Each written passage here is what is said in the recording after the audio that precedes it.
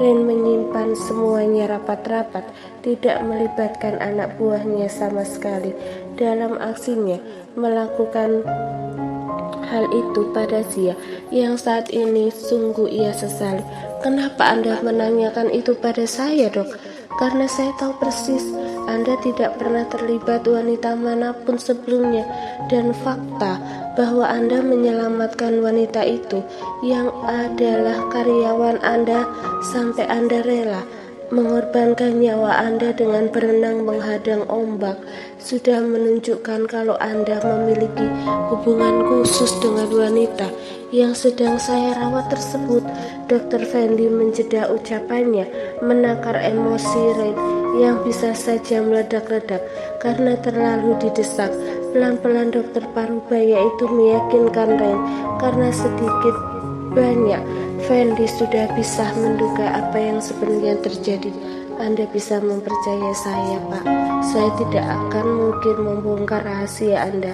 Saya hanya ingin mengetahui apa yang sebenarnya terjadi pada Nona Zia, karena percobaan bunuh diri itu tidak akan mungkin terjadi sekali ataupun dua kali saja, tapi akan berlangsung terus-menerus sampai dia benar-benar bisa mengakhiri nyawanya. Tidak mungkin itu terjadi. Ren menggeleng pelan. Karena itu saya ingin mengetahui apa yang sebenarnya terjadi pada Nona Zia, Pak.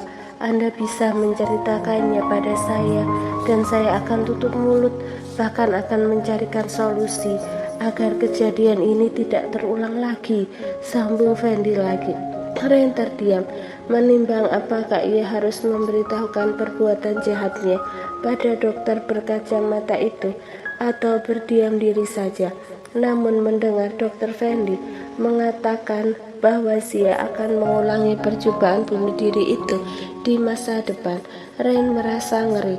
Tidak pernah ia merasa setakut ini sebelumnya, karena selama ini ia tidak memperdulikan siapapun kecuali sang mama dan adiknya. Untuk pertama kalinya Ren begitu khawatir pada seseorang yang terus berendang di pikirannya sejak lama, khususnya beberapa hari ini, di mana nama itu meresap di dalam hatinya, membuatnya gelisah juga cemas. Apa Anda tidak bisa memberikan masukan pada saya agar kejadian ini tidak terulang lagi? Ren masih mencoba bernegosiasi tanpa harus membongkar rahasianya. Fendi menggeleng. Maaf, tidak bisa, Pak. Permasalahan yang dihadapi oleh Nona Zia itu adalah permasalahan psikologis yang kita harus cari tahu penyebabnya, sehingga saya dengan tim dokter, terutama psikiater, bisa memberikan obat yang tepat serta memberikan terapi yang cocok supaya Nona Zia kembali memiliki semangat hidup.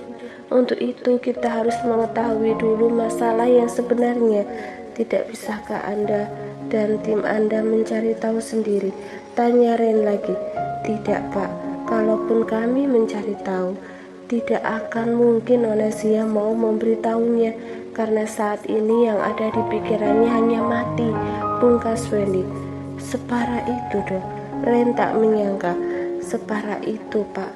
Nona Zia sudah melakukan percobaan bunuh diri, yaitu masuk ke dalam air, berniat tenggelam di pantai sana, ingin mengakhiri hidupnya, dan ia melakukannya kedua kali di depan Anda.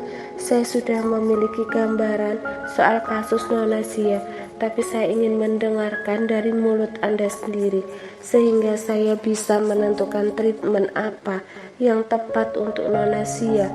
Ren tercenung, sepertinya ia tak bisa mengelak lagi. Tidak ada gunanya menyimpan semuanya, kalau itu akan memperburuk keadaan. Pelan-pelan Ren mulai menceritakan semua yang ia lakukan pada Zia hingga tadi pagi, di mana ia nyaris melakukan hal yang sama setelah adiknya sendiri akan melakukan hal serupa pada Zia untuk memiliki wanita itu. Setelah saya menceritakan semua ini, tolong jangan menghakimi saya, tegas Ren mengantisipasi omelan yang kemungkinan akan meluncur dari bibir dokter pribadinya tersebut. Dokter berkacamata itu menatap serius pada Ren, lalu berkata, "Saya tidak akan menghakimi Anda, karena Anda juga memiliki alasan, Pak. Hanya saja, kasus yang Nona Sia alami bukanlah kasus yang mudah, dan sebaiknya Anda tidak menemui Nona Sia dalam kurun waktu yang lama." "Bagaimana mungkin saya tidak menemuinya, Dok? Saya masih memiliki misi untuk memisahkannya dari adik saya yang hingga detik ini masih tergila-gila padanya. Meskipun adik saya itu sudah mengetahui kondisi Sia tidak suci lagi, malah dia menyaksikan semua yang dikatakan oleh Sia, yang menyampaikan kalau dia sudah bersama dengan laki-laki lain." Ren menyatakan keberatannya dijauhkan dari Sia dengan banyak alasan. Lelaki itu tak mau dipisahkan dari wanita itu. "Adik saya sungguh sangat terobsesi padanya, dan saya harus memisahkan adik saya dari wanita itu selamanya. Saya harus memastikan itu sehingga mama saya tidak terus-terusan bersedih." Lanjut Ren lagi, masih terus-terusan berkilah. Sejenak Dr. Fendi terdiam. Dalam pikirannya berkecamuk berbagai macam spekulasi yang Dr. Fendi tahu. Ada 4 orang yang bermasalah dengan psikologisnya, yaitu Sia, sang mama, sang adik, dan juga Ren sendiri.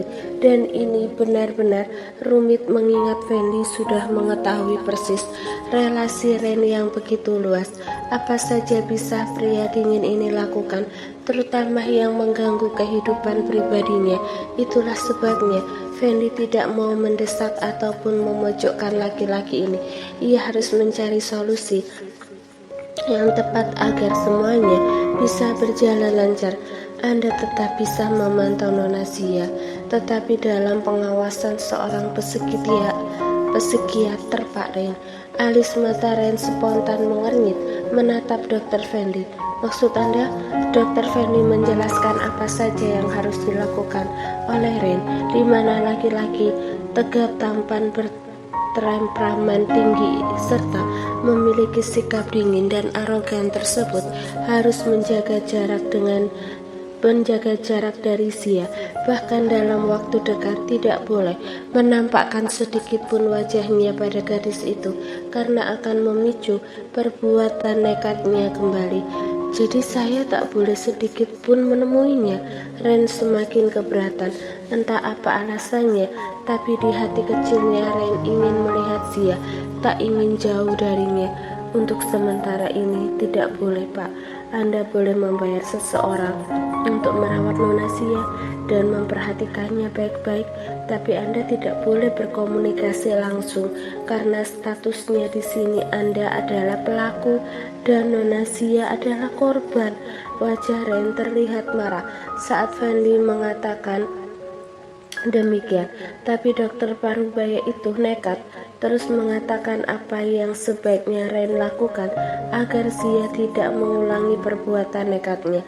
"Maaf mengatakan ini, Pak, namun dimanapun kasusnya, seorang korban tidak akan mau bertemu dengan sang pelaku. Itu akan membuatnya tertekan.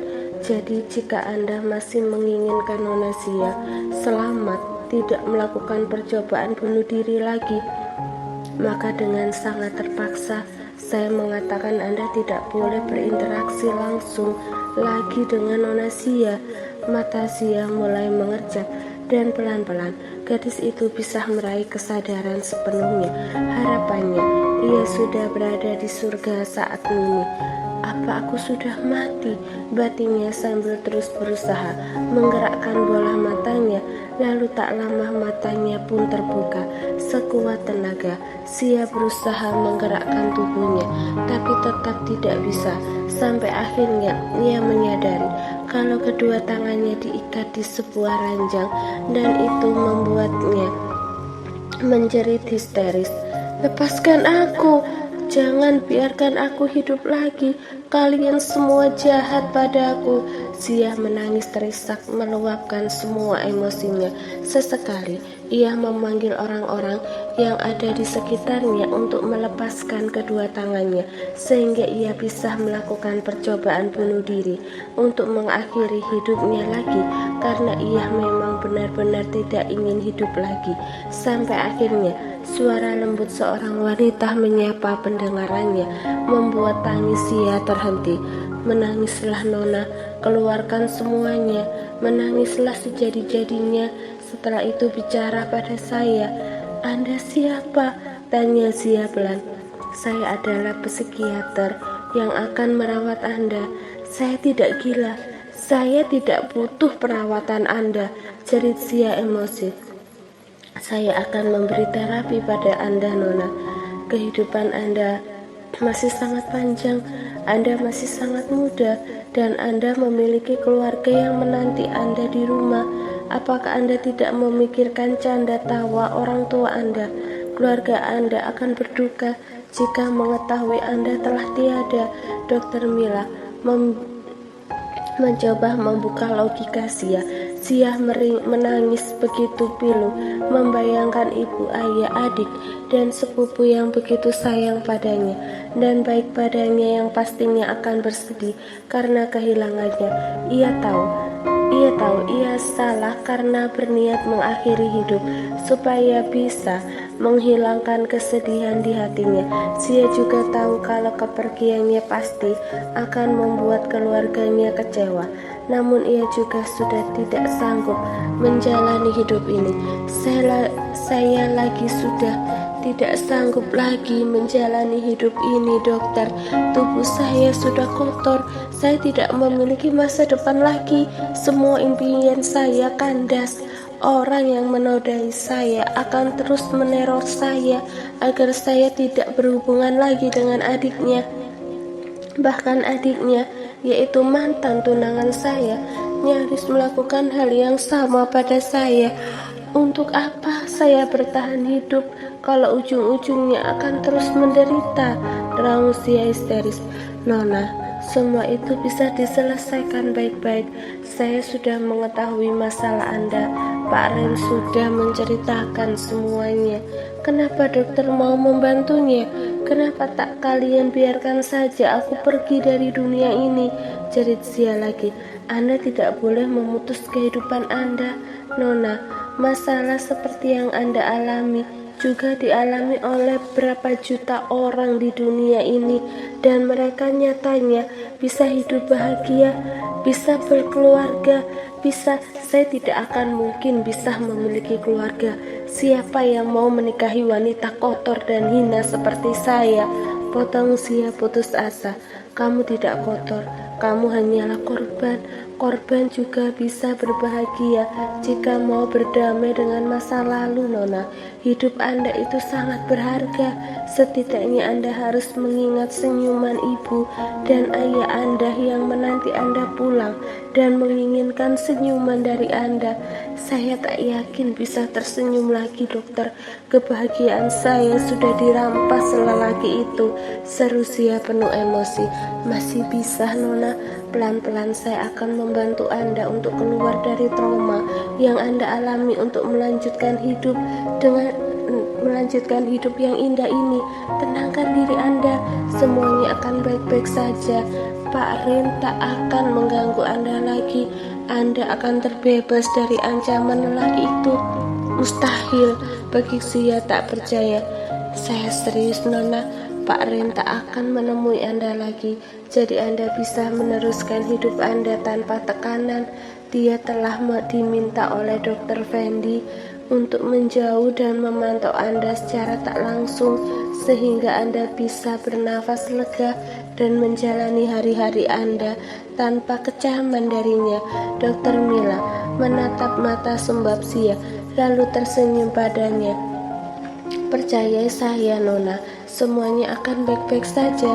Sekarang saya akan melepaskan ikatan tangan Anda, namun berjanjilah untuk tidak akan menyakiti diri Anda lagi. Saya, kata-kata Zia tercekat di tenggorokan, merenungi. Semua yang dikatakan oleh dokter cantik yang sedang menatapnya dengan tatapan lembut. Apakah benar ia masih memiliki masa depan? Apa benar ia bisa hidup dengan tenang tanpa ancaman dari Rain lagi?